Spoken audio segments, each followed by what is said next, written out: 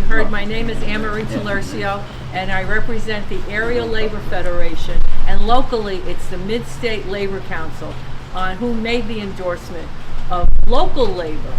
I happen to come all the way from Syracuse down here, but I'm here because we have 11 counties, and one of our labor councils is Midstate Labor Council.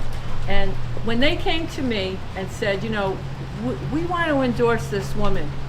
She's running on a different line, and you know, I go, gee, you know, why aren't you endorsing this candidate or that candidate? And they said, because Cynthia listens.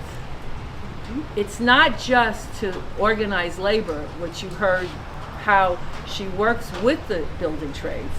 She was able to institute processes that make it a better place to live, because when they have a diverse workforce, when they have support, that means the community wins, because then we have qualified workers creating your buildings, your projects, your plumbing, driving your trucks, whatever it is.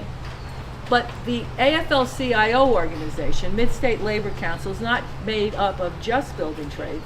It's made up of private sector, public sector, and the building trades, manufacturing, city workers, county workers, office workers, hotel workers, which I'm sorry, we don't have the union hotel here, because my day job is representing Unite Here Local 150, which is the hospitality industry.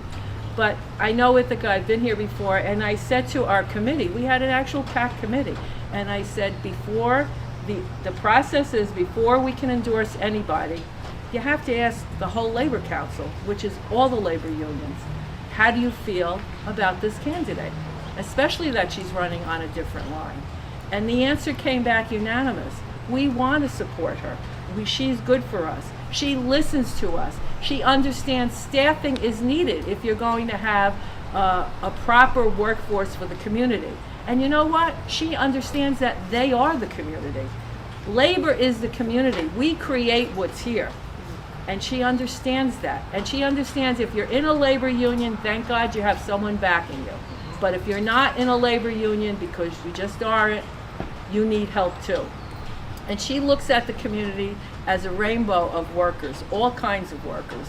And she understands they're all equal, whether they sweep the floor or write the checks.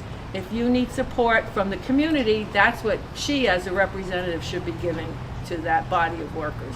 And that's why, and you heard in detail from Marcus, specific things that she did for the building trades.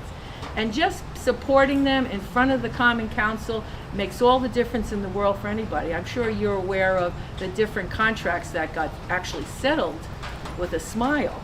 Or some, we never settle anything with a big smile. Well, we settle, but they were happy. They got voted in. It wasn't a chore. She understood that we need staffing to increase, and she understands that the pay and benefits are part of that, and it's necessary. It's a good thing to have public servants that work for you and are happy. It's a good thing for the community. Plus, they're her constituents, and she understands that. So the AFL-CIO, the Midstate Labor Council, AFL-CIO, is very proud and pleased to endorse Cynthia Brock.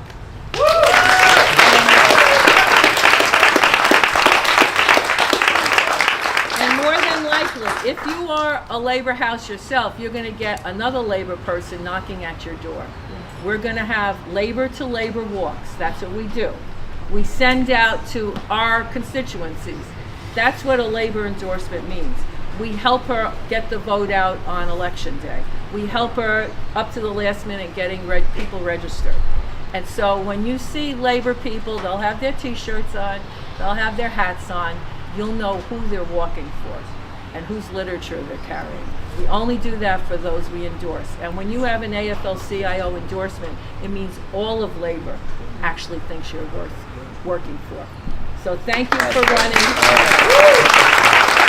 And I'm pleased to finally meet you in person.